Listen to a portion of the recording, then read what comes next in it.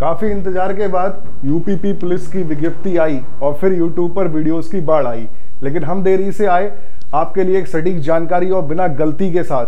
तो आइए दोस्तों बात करते हैं यूपी पुलिस की जो भर्ती आपके पास, ऐतिहासिक भर्ती जो आपकी आई है, 6244 वैकेंसी आपके पास है और उसके बारे में पूरी जानकारी एकदम कम शब्दों में और पॉइंट्स के साथ मैं आपके साथ डिस्कस करता हूं। तो देखिए, ये जो नोटिफिकेशन है आप यहां पर देख पा रहे होंगे, ये नोटिफिकेशन आपको सरकारी रेट पर देखने के लिए मिला होगा।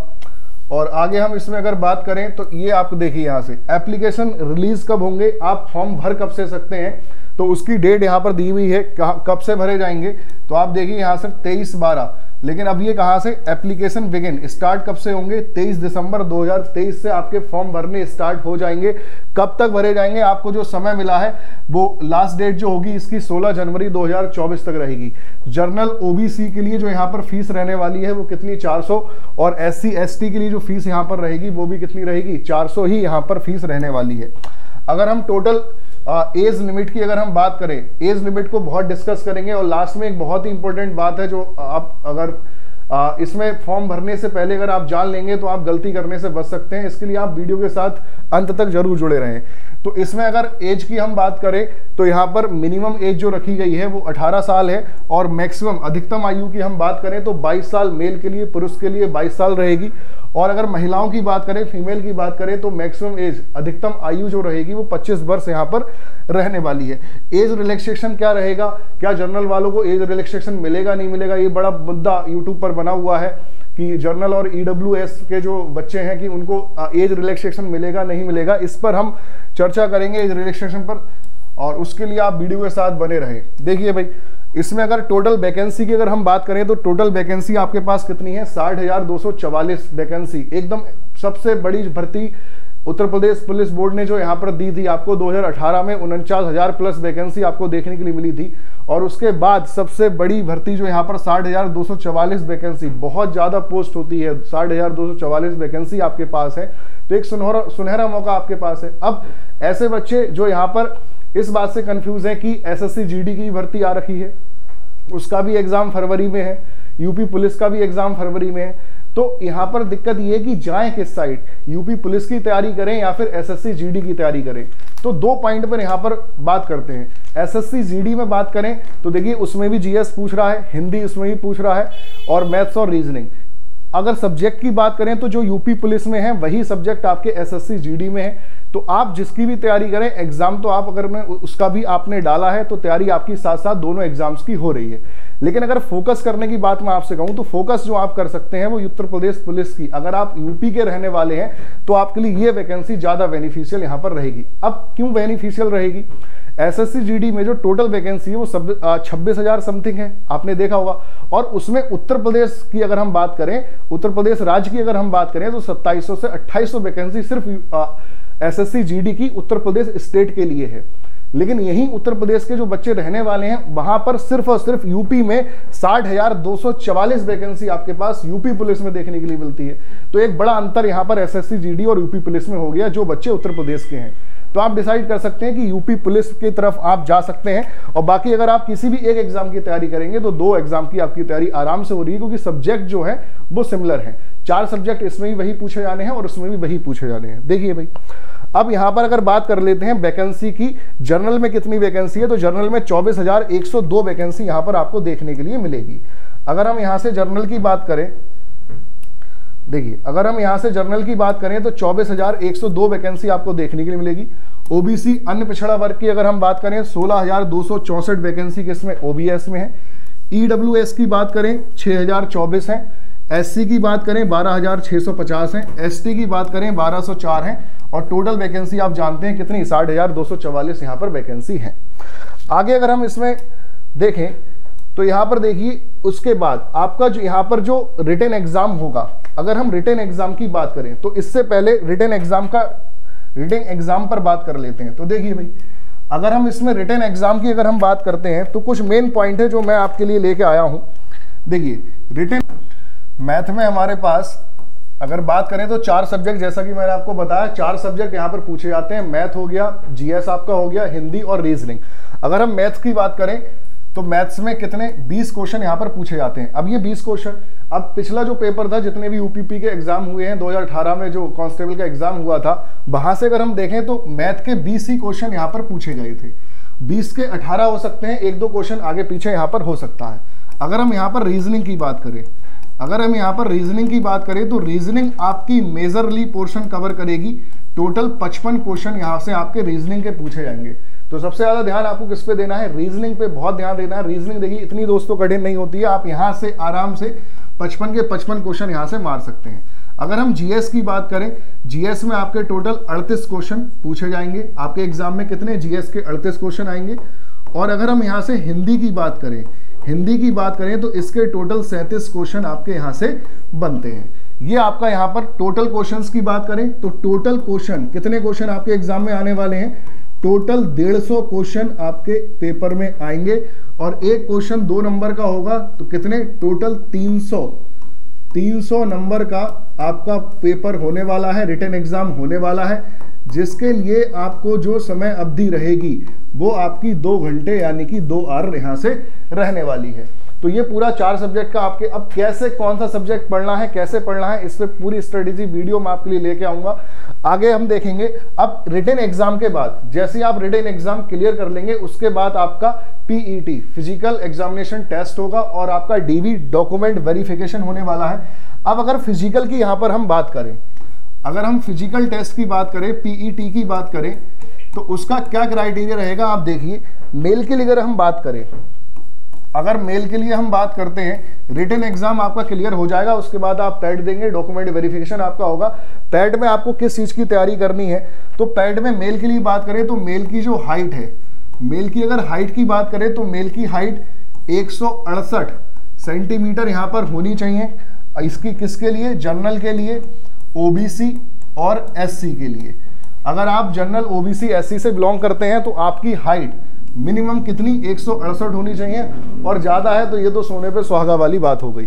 अब यहाँ पे बात करते हैं चेस्ट की। अगर हम बात करें, अगर हम यहाँ से चेस्ट की बात करें तो मेल के लिए जो चेस्ट रहना चाहिए वो 79 से 84 सेंटीमीटर यहाँ पर होना चाहिए।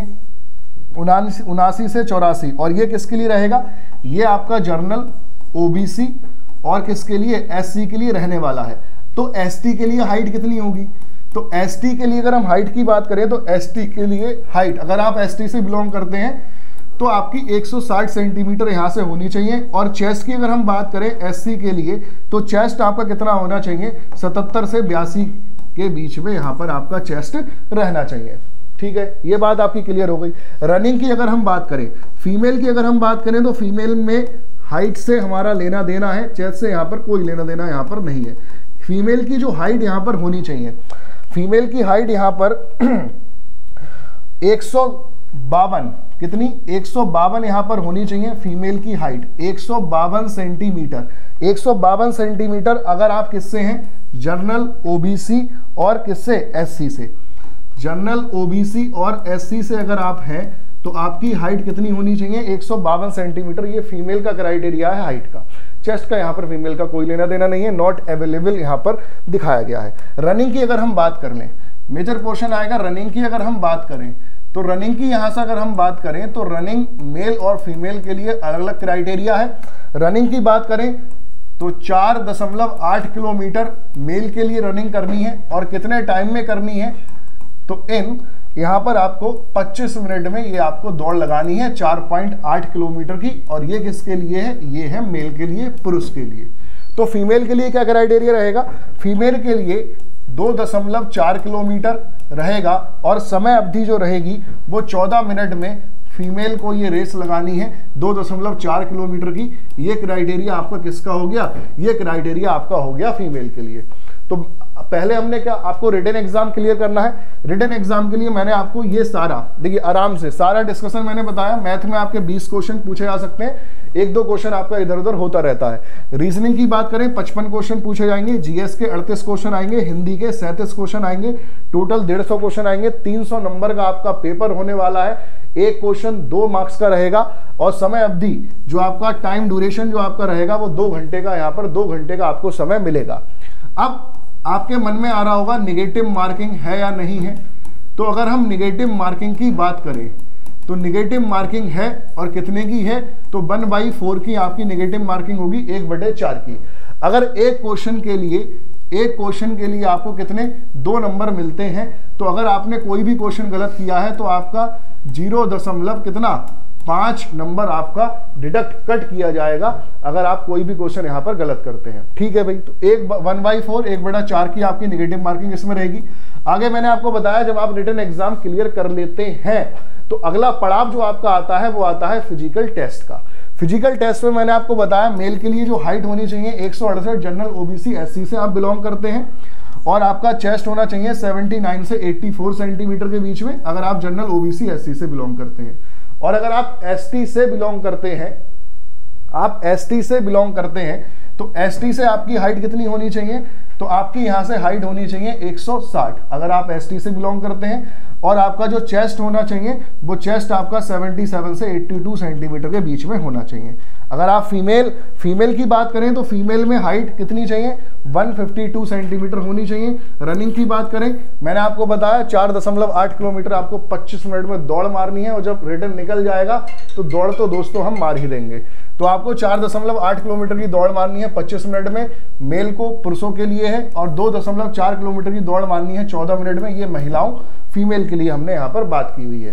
ठीक है भाई, अब देखिए मैंने आपको बताया फॉर्म आपके कब से स्टार्ट होने वाले हैं। फॉर्म आपके 27 दिसंबर 2023 से आप फॉर्म अपना भरना शुरू कर देंगे। फॉर्म भरने से पहले ये वीडियो आपका देखना बड़ा जरूरी है, क्योंकि एक बहुत इंपॉर्टेंट बात है जो आपको बतानी है। अगर आप जल्दबाजी में फॉर्म भर आए, आपने ये सोचा बहुत बच्चा है, कई लाख बच्चा फॉर्म इसमें डालने वाला है, 25 लाख से प्लस यहाँ पर फॉर्म यहाँ पर पढ़ेंगे और ज्यादा ही पढ़ेंगे, तो यहाँ पर जल्दबाजी में आपको फॉर्म में गलती नहीं कर देनी है। देखिए फॉर्म में गलती हो गई, आपकी तैयारी है तो आप फिर बाद में पछतावे के अलावा कुछ बचता नहीं है। और बहुत टाइम बाद वैकेंसी आई है, 2018 के बाद 2023 में आपको वैकेंसी देखने को मिली है, तो बहुत ही सावधानी से और सटीक जानकारी के साथ आपको यहाँ पर चलना होगा। आगे हम बात करें तो मैंने आपको जैसा कि बताया कि 27 दिसंबर से आपके फॉर्म भरे जाने हैं, 16 जनवरी 2024 आपकी लास्ट डेट होगी। और आपका क्या क्राइटेरिया रहेगा वो मैंने, और जो फीस की बात करते हैं वो मैंने आपको बताया, जनरल ओबीसी एससी एसटी जो भी है 400 फीस रहेगी फॉर्म भरने की।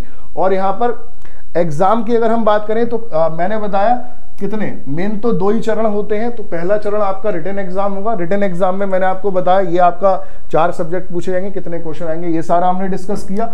और हमने उसके बाद दूसरा चरण जो आपका होगा वो किसका होगा, फिजिकल का होने वाला है। फिजिकल के बारे में आपको क्या क्या रिक्वायरमेंट्स इन्होंने मांगी है वो सारी यहाँ पर हमने डिस्कस की है। आगे दोस्तों हम देख लेते हैं, आगे जो इसमें सबसे जरूरी जो बात यहाँ पर बतानी है वो यहाँ पर ये है, इसमें देखिए कुछ पॉइंट्स यहाँ पर बहुत ही रिसर्च के साथ। हाँ, हम बात कर रहे थे किसकी, एज रिलैक्सेशन की। एज रिलैक्सेशन की तमाम वीडियो बनती जा रही हैं।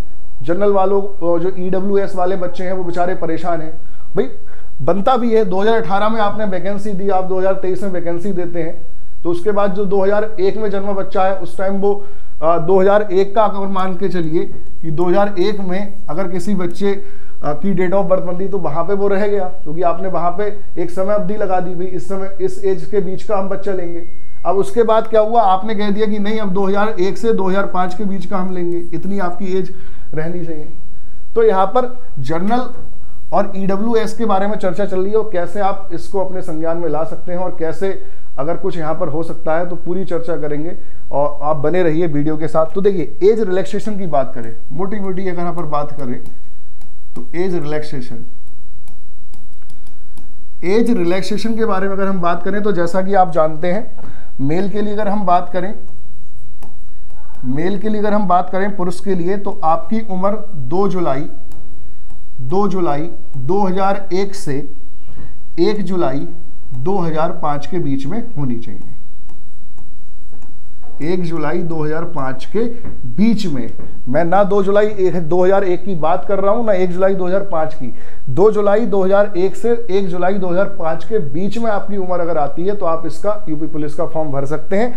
अब इसमें अगर आप जनरल या EWS से हैं, अगर आप जनरल कैटेगरी से हैं या EWS में आते हैं तो आपको यहां पर कोई भी age relaxation according to vacancy का जो नोटिफिकेशन है इसमें आपको नहीं दिया गया है। तो इसमें क्या हो सकता है, क्या जनरल वाले जो कैंडिडेट हैं, जो बच्चे हैं, क्या वो फॉर्म भर पाएंगे जो ओवर एज हो गए हैं? तो इस पर हम चर्चा करेंगे। देखिए, अगर और ओबीसी की अगर हम बात करें, ओबीसी, एससी और एसटी की अगर हम बात करें, तो इसमें आपको 5 साल का आपको यहां पर रिलैक्सेशन मिलेगा। अगर आपकी उम्र 22 में 5 आप जोड़िए 27 के, 18 से 27 के बीच में अगर आपकी उम्र आती है तो आप यूपी पुलिस का फॉर्म भर सकते हैं, अगर आप ओबीसी, एससी और एसटी कैटेगरी से बिलोंग करते हैं तब। ठीक है भाई।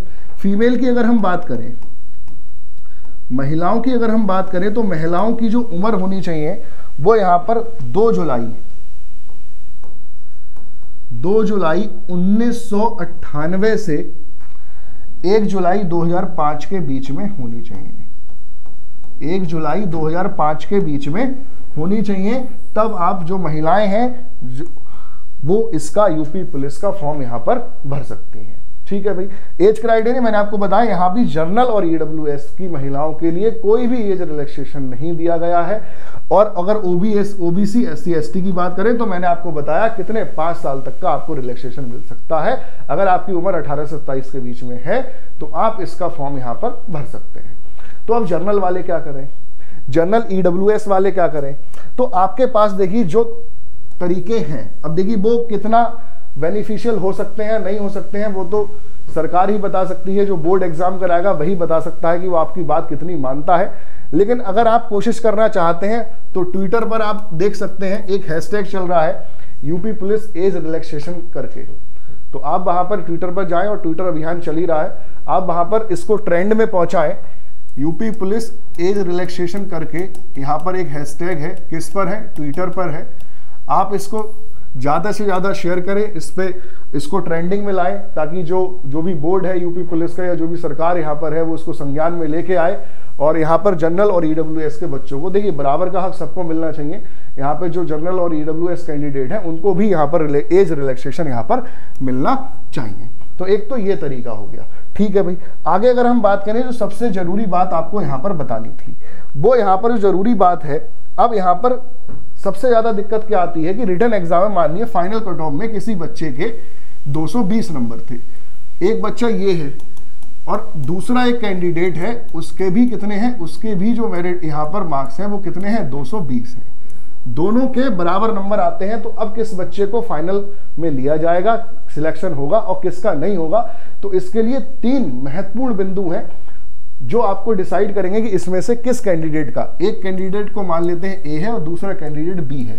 ए और बी के दोनों मार्क्स कितने, 220 इसके भी आते हैं, और बी कैंडिडेट है उसके भी 220 मार्क्स आते हैं। तो अब किस कैंडिडेट को लिया जाना चाहिए? तो देखिए पहला जो यहां पर बिंदु रहेगा, फर्स्ट पॉइंट की बात करें तो फर्स्ट पॉइंट की अगर हम बात करें तो अगर आपके पास डोएक या फिर NIELT, ये एक संस्था है कंप्यूटर की, अगर आपका इन सोसाइटी से ओ लेवल सर्टिफिकेट, अगर आपका इन सोसाइटी से ओ लेवल सर्टिफिकेट आप पास है, आपके पास है, तो आपको इसमें वरीयता दी जाएगी। ठीक है भाई। आगे अगर हम बात करें, अगला पॉइंट दूसरा पॉइंट है कि अगर आपने प्रादेशिक सेना से, अगर आपने प्रादेशिक सेना की अगर हम यहां पे बात करें,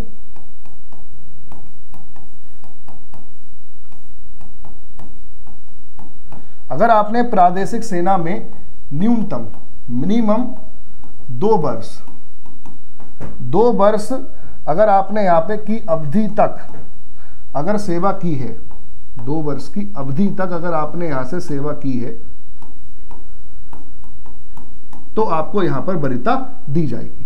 और तीसरा जो यहां पर पॉइंट है, वो पॉइंट आपका यहां पर क्या है, अगर आपके पास एनसीसी का, अगर आपके पास एनसीसी का यहां पर बी प्रमाण पत्र है, अगर आपके पास बी सर्टिफिकेट आपके पास है, बी प्रमाण पत्र आपके पास है, तो आपको यहां से वरीयता दी जाएगी। अब देखिए कई बच्चों के मन में ये डाउट आया कि ये चीजें हमारे पास होनी चाहिए तो हम फॉर्म भर पाएंगे। नहीं, अगर आप सिंपली अगर एलिजिबिलिटी की बात करें तो आप सबको पता होगा, अगर आप सिंपल अगर 12th पास हैं किसी भी बोर्ड से, भारत के किसी भी सीबीएसई हो गया, यूपी हो गया, आईसीएसई हो गया, किसी भी बोर्ड से अगर आपने 12th पास आउट किया है, किसी भी स्टेट के बोर्ड से भी अगर आपने पास आउट किया है, तो आप यूपी पुलिस का फॉर्म भर सकते हैं। जो भी कंडीशन मैंने बताई, अगर आप उसके अंदर फिट बैठते हैं, आपकी एज उसके अंदर फिट बैठती है तब। अगर मैंने बताया यहां पर अगर दो ऐसे बच्चे फंस जाते हैं जिनके नंबर सेम आए गए, 220, ए कैंडिडेट है उसके भी 220 नंबर आए, बी कैंडिडेट है उसके भी 220, तो भाई इसमें से किसको लिया जाना है, तब जाके इन 3 बिंदुओं को वहां पर देखा जाएगा कि इन 3 बिंदुओं में से जिसके पास ज्यादा चीजें होंगी या जिसके पास एक भी चीज, मान के चलिए ए के पास कुछ भी नहीं है, इनमें से किसी भी 3 में से कोई भी सर्टिफिकेट उसके पास नहीं है, बी के पास अगर इसमें से एक भी सर्टिफिकेट इसके पास है, तो इसको वरीयता यहां पर दिया जाएगा, इसको प्रायोरिटी यहां पर दी जाएगी बी वाले को। समझ में आ गई आपके बात? ठीक है भाई। आगे अगर हम इसमें बात करें, अगली जो यहां पर सबसे महत्वपूर्ण बात है वो ये है कि आपका यहां से जो कास्ट सर्टिफिकेट है, जो आपका यहां से जाति प्रमाण पत्र है, अगर आपका यहां से जो जाति प्रमाण पत्र है, तो वो जाति प्रमाण पत्र आपका कास्ट सर्टिफिकेट जो है, अगर आपका पुराना है तो वो आपका 1 अप्रैल 2023 से 16 जनवरी 2024 के बीच का होना चाहिए। तो जिसके भी पुराने सर्टिफिकेट है जाति प्रमाण पत्र, आप फटाफट अपने कैफेस पर जाइए, जो भी जनसेवा केंद्र है, तहसील जाइए और वहां पर फटाफट अपना जाति प्रमाण पत्र कास्ट सर्टिफिकेट बनवा लीजिए, अगर आपका इससे पहले का है, क्योंकि इसके बाद का इसके बीच का माना गया है। ठीक है भाई, ये यहां पर बात थी। और उसके बाद जो अगली बात है, आपके जितने भी डॉक्यूमेंट होंगे, आपकी 12th की मार्कशीट हो गई, आपका आधार कार्ड हो गया, आपका जाति प्रमाण पत्र कास्ट सर्टिफिकेट हो गया, जो आप नया बनवाना है, आपको फॉर्म भरने से पहले आपको ये सर्टिफिकेट बनवाना बहुत जरूरी है, वरना आपको वहां पर वैसे ही डिस्क्वालीफाई कर देंगे। जब आपका डीवी डॉक्यूमेंट वेरिफिकेशन होगा, तो आपने इतनी मेहनत से तैयारी करी, इतने टाइम बाद वैकेंसी देखने को मिली, आगे आप पता नहीं एग्जाम दे पाए नहीं दे पाए, और उसके बाद आपको पता चले कि भाई हम यहाँ पर क्या गलती कर बैठे कि जो कास्ट सर्टिफिकेट था, जाति प्रमाण पत्र था, वो हमारा 1 अप्रैल 2023 से पहले का था। तो इसलिए यहाँ पर ये सारी जानकारी आपको पता होनी चाहिए। तो आपने अगर नहीं बनवाया है तो आप जाके तुरंत इसको बनवाएं, और जितने भी डॉक्यूमेंट होंगे वो आपको अपलोड कहाँ पर करने हैं, वो आपको डिजी लॉकर पर अपलोड करने हैं। एक डिजी लॉकर ऐप आता है, आप इसको प्ले स्टोर पे जाकर आप इसको डाउनलोड कर सकते हैं।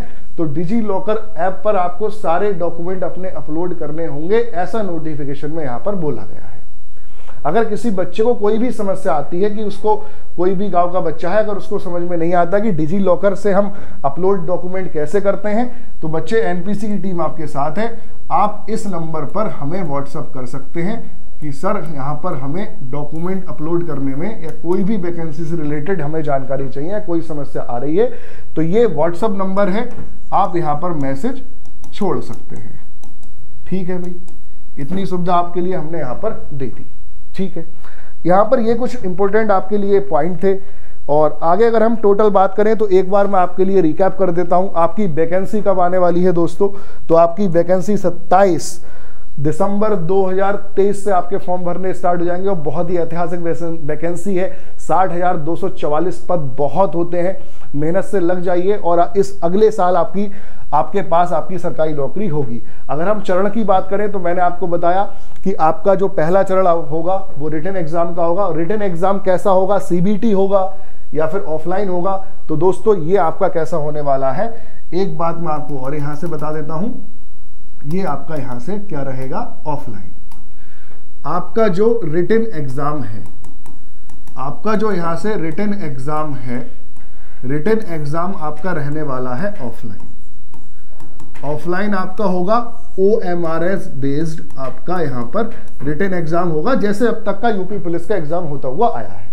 ठीक है भाई, अगर ये कई शिफ्ट में एग्जाम हुआ, कैंडिडेट बहुत होंगे, अगर ये आपका मल्टीपल शिफ्ट में एग्जाम अगर ये आपका होता है, तो यहां पर नॉर्मलाइजेशन भी किया जाएगा। तो यहां पर इसमें क्या होगा, नॉर्मलाइजेशन भी आपका किया जाएगा। अगर आपका कई शिफ्ट में एग्जाम यहां पर बोर्ड कंडक्ट कराता है, तब नॉर्मलाइजेशन का जो नोटिफिकेशन था वो ऑलरेडी बता दिया था। वरना यूपी SSS आप जानते हैं एक बोर्ड है, यूपी SSS, इसका जो क्राइटेरिया है नॉर्मलाइजेशन का, उसी को यूपी पुलिस जो भर्ती बोर्ड है उसने यहां पर अपनाया है। ठीक है भाई, तो मोटी मोटी बात करें तो फॉर्म आपके कब स्टार्ट होने वाले हैं, 27 दिसंबर 2023 से 16 जनवरी को आपकी लास्ट डेट होगी। उससे पहले आपको अपना कास्ट सर्टिफिकेट बनवा लेना है। 1 अप्रैल 2023 से पहले का सर्टिफिकेट आपके लिए मान्य नहीं होगा यहाँ पर। और पहला चरण आपका रिटन एग्जाम होगा, 4 सब्जेक्ट पूछे जाएंगे। क्वेश्चंस मैंने आपके लिए बता दिए। नेगेटिव मार्किंग होगी, 1/4 की नेगेटिव मार्किंग रहने वाली है। दूसरा चरण आपका जो रहने वाला है वो फिजिकल रहने वाला है। पूरा क्राइटेरिया मैंने आपको यहाँ पर समझाया और डॉक्यूमेंट वेरिफिकेशन आपका होगा ही। एज रिलैक्सेशन मैंने आपको बताया कि वे मेल की उम्र 2 जुलाई 2001 से 1 जुलाई 2005 के बीच में होनी चाहिए।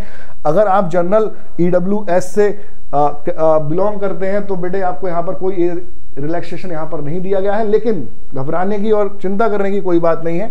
ट्विटर पे एक अभियान चल रहा है #यूपी पुलिस एज रिलैक्सेशन, आप जाइए उसको ट्रेंडिंग में लाइए। कोई भी मंत्री यहाँ पर, सरकार अगर उसको संज्ञान में लाती है तो यहाँ पर आपको जनरल और EWS के कैंडिडेट है वहां पर उनको एज रिलैक्सेशन देखने को मिलेगा, वो भी फॉर्म भर पाएंगे। अगर हम बात करें OBS SC ST से आप बिलोंग करते हैं तो आपको तो चिंता करने की कोई जरूरत है ही नहीं। आप यहाँ पर इन है, अगर आपकी उम्र यहाँ पर 5 साल का रिलैक्सेशन दिया गया, अगर आपकी उम्र 18 से 27 वर्ष के बीच में है तब। फीमेल की बात करें 2 जुलाई 1998 से 1 जुलाई 2005 के बीच में आपकी अगर एज आती है तो आप जो भी महिलाएं हैं वो यहाँ पर फॉर्म भर सकती हैं। एज रिलैक्सेशन 5 ईयर का यहाँ पर सेम रहेगा। अगली यहाँ पर हमने बात करी कि भाई अगर 2 कैंडिडेट हैं जिनके मार्क्स सेम आते हैं तो वो यहाँ पर क्या करें, तो यहाँ पर 3 चीजें यहाँ पर देखी जाएंगी। अगर आपके पास DOEC NIELT सोसाइटी जो है कंप्यूटर की, तो अगर आपके पास उसका O लेवल सर्टिफिकेट प्रमाण पत्र अगर आपके पास है तो आपको वरीयता प्राथमिकता दी जाएगी। प्रादेशिक सेना में मिनिमम 2 वर्ष की अवधि तक अगर आपने सेवा दी है तो आपको प्रायोरिटी दी जाएगी। NCC का B प्रमाण पत्र, B लेवल सर्टिफिकेट अगर आपके पास है तो आपको यहाँ पर प्राथमिकता दी जाएगी। ठीक है भाई, अगर इनकी कोई भी कैंडिडेट को कंफ्यूजन यहाँ पर नहीं होना चाहिए। ये आपको फॉर्म भरते टाइम कोई भी ऐसी रिक्वायरमेंट नहीं है कि ये चीजें आपके पास होनी चाहिए। ये तब देखी जाएंगी जब 2 कैंडिडेट ऐसे फंसेंगे जिनके सेम मार्क्स होंगे। ठीक है भाई, आगे अगर हम यहाँ पर बात करें तो जाति प्रमाण पत्र जैसा कि मैंने आपको बताया 1 अप्रैल 2023 से 16 जनवरी 2024 के बीच का होना चाहिए। और जितने भी आपके सारे डॉक्यूमेंट हैं, कास्ट सर्टिफिकेट हो गया, आपका निवास सामान्य निवास प्रमाण पत्र हो गया, आय प्रमाण पत्र हो गया, आपका आधार कार्ड हो गया, आपका पैन कार्ड हो गया, आपकी मार्कशीट 10th 12th की जो भी यहाँ पर रिक्वायरमेंट है वो सारे अपलोड आपको कहाँ पर करने हैं, डिजी लॉकर एक ऐप आता है वहां पर उसको अपलोड करने हैं। किसी भी बच्चे को अगर कोई भी समस्या आती है कि अपलोड कैसे करना है सर हमें नहीं आता, तो आप इस नंबर पर 9870885773 व्हाट्सएप नंबर है, सिर्फ और सिर्फ मैसेज छोड़ें, कॉल करने की कोशिश ना करें। आप अगर इस पर मैसेज छोड़ेंगे टीम आपको यहाँ पर संपर्क करेगी और वहां पर आपके डॉक्यूमेंट अपलोड कराने में यहाँ पर हेल्प करेगी। आगे मैंने आपको बताया आपका जो रिटर्न एग्जाम होने वाला है वो ऑफलाइन OMR बेस्ड पे होगा। अगर आपका एग्जाम कई सारी शिफ्ट में होता है तो जी हाँ, वहां पर आपका नॉर्मलाइजेशन किया जाएगा। तो ये कुछ जानकारी थी जो आपको देनी थी। और क्या सिलेबस होगा, कैसे पढ़ना है, कैसे फरवरी में जब एक बात मैं आपसे और डिस्कस करना चाहूँगा। यहाँ पर एक बहुत ही वायरल चल रहा है कि 11 फरवरी को यहाँ पर एग्ज़ाम है। तो देखिए सेंटर से ऐसी कोई खबर नहीं आई है कि 11 फरवरी को कोई एग्ज़ाम है। और इसके पीछे एक बड़ा जो कारण है, 11 फरवरी को RO ARO, अगर हम ARO की बात करें तो 10 लाख से ज़्यादा फॉर्म पड़ा है, एक बहुत ही बड़ा नंबर है। इसका एग्ज़ाम ऑलरेडी इसकी डेट निश्चित हो चुकी है और यूपी PSC इसका एग्ज़ाम कराती है। 11 फरवरी को इसका एग्ज़ाम है। तो यूपी पुलिस का एग्ज़ाम तो यहाँ पर कांस्टेबल का 11 फरवरी को होना संभव नहीं है। लेकिन अगर उन्होंने फरवरी 2024 उन्होंने दिया है कि इस मंथ में एग्ज़ाम बोर्ड यहाँ पर कराएगा, तो दोस्तों हमें वैसी ही तैयारी करनी है, हमें उसी को लेकर यहाँ पर तैयारी करनी है। क्योंकि अगर आप ऐसा सोच के चलेंगे कि मई जून में एग्जाम होगा तो ये आप खुद को सहानुभूति दे रहे हैं, आपका सिलेक्शन नहीं होगा। आपका सिलेक्शन तभी होगा जब आप अपने एग्जाम को फरवरी में मान के चलेंगे। भले ही 11 फरवरी को एग्जाम हो ना हो, 11 को नहीं होगा, 18 को हो सकता है, 20 को हो सकता है, क्योंकि फरवरी माह उसमें दिया हुआ है। तो हमें जो तैयारी करनी है वो इसी हिसाब से करनी है कि हमारे पास मेन 40 दिन है, 40 से 1-2 दिन ऊपर हो सकते हैं, इतने ही दिन हमारे पास हैं। इसमें ही आपको तैयारी करनी है। ज़्यादा से ज़्यादा मॉक टेस्ट आपको लगाने हैं। मॉक टेस्ट मैं अपनी टीम से बोलूँगा कि वो अपलोड करे। तो प्ले स्टोर पर अगर आप मॉक टेस्ट लगाना चाहते हैं तो बाकी बहुत सारी ऐप हैं, लेकिन अगर आप जाना चाहते हैं तो NPC गुरुकुल ऐप है हमारा प्ले स्टोर पर। अगर आप जाएंगे तो आपको हमारा ऐप मिल जाएगा NPC गुरुकुल, आप उस पर जाइए। टीम जल्द ही बहुत ही जो भी सिलेक्शन ले चुके हैं और जितने पेपर हो चुके हैं पूरे को एनालिसिस करने के साथ हम यहाँ पर पेपर आपकी जो मॉक टेस्ट होगा यूपी पुलिस का वो यहाँ पर तैयार करेंगे। और दोस्तों जितना कम टाइम है उसमें आपको यही करना है कि आपको क्या करना है, मॉक टेस्ट ज़्यादा से ज़्यादा आपको लगाने हैं। तो एनपीसी गुरुकुल ऐप आप यहाँ से डाउनलोड कर सकते हैं, इस पर आपको मॉक टेस्ट देखने के लिए मिलेंगे। ठीक है भाई। और आगे इसकी अगर हम चर्चा करें, स्ट्रेटेजी की अगर हम चर्चा करें, और इसका जो लिंक आपको एनपीसी गुरुकुल जो ऐप हमारा है इसका लिंक आपको डिस्क्रिप्शन में देखने के लिए मिल जाएगा। हमारे टेलीग्राम चैनल को अगर आप डेली न्यूज़ से जुड़ना चाहते हैं तो हमारे टेलीग्राम चैनल को आप यहां से ज्वाइन कर सकते हैं। एनपीसी गुरुकुल और NPC competition Gurukul 2 Telegram channel यहां पर रनिंग में हैं, उन दोनों के लिंक आपको डिस्क्रिप्शन में देखने के लिए मिल जाएंगे। डेली बेसिस पर आपको क्या होता है वहां पर, डेली बेसिस पर आपको वहां पर न्यूज़ करंट वहां पर मिलती रहती है। और सबसे जानकारी मैं आपको बताऊं, एक मिशन यूपी पुलिस करके एक व्हाट्सएप ग्रुप हम लोगों ने बना रखा है, क्योंकि पूरा टारगेट है हमारा यूपी पुलिस में ज़्यादा से ज़्यादा बच्चों को सिलेक्शन दिलाने का। तो मिशन यूपी पुलिस ग्रुप से अगर आप जुड़ना चाहते हैं, अब तक लमसम 250 प्लस कैंडिडेट हमारे साथ जुड़े हुए हैं, लगातार बात करते रहते हैं, लगातार चर्चा होती रहती है, कैसे एग्जाम्स क्रैक करना है, क्या डेट रहेगी, पूरी यहाँ पर कैसे स्ट्रेटेजी बनानी है, सब कुछ यहाँ पर डिस्कस होता रहता है। डेली आपको करंट सारी न्यूज़ यहाँ पर अपडेट सारी आपको मिलती रहती हैं। अगर आप मिशन यूपी पुलिस जो आपका क्या है, एक व्हाट्सएप ग्रुप है जो एनपीसी की टीम द्वारा चलाया जा रहा है, काफ़ी टाइम से चलाया जा रहा है। अगर आप इस ग्रुप से जुड़ना चाहते हैं तो वही जो मैंने आपको व्हाट्सएप नंबर बताया 9870885773, आप इस पर अपना मैसेज छोड़ सकते हैं और कह सकते हैं कि मुझे सर यहाँ पर ग्रुप ज्वाइन करना है, आपको इसमें मिशन यूपी पुलिस के ग्रुप में आपको ज्वाइन कर लिया जाएगा। तो मोटे मोटे तौर पर दोस्तों बात करें, ये एक बहुत ही ऐतिहासिक भर्ती है, कई सारे पद, 60,244 पद आपके सामने है। एकदम जी जान से हमें डट जाना है, खूब तैयारी यहाँ पर करनी है। कोई भी अगर सहायता यहाँ पर पूरी, ऐसा नहीं है एनपीसी गुरुकुल की टीम आपके साथ जुड़ेगी, बहुत ही जोर शोर से आपके साथ जुड़ने वाली है और पूरी की पूरी टीम एक बहुत ही बढ़िया स्ट्रेटेजी 40 डेज प्लान के साथ आपके साथ उतरेगी और ऑनलाइन ऑफलाइन दोनों तरह से हम जुड़ने की आपके साथ कोशिश करेंगे। तो ये कुछ जानकारी थी, आगे मैं आपके सिलेबस और स्ट्रेटेजी के बारे में वीडियो लेके आऊंगा। तब तक के लिए चैनल के साथ बने रहें, चैनल को लाइक करें, सब्सक्राइब करें, शेयर करें। धन्यवाद।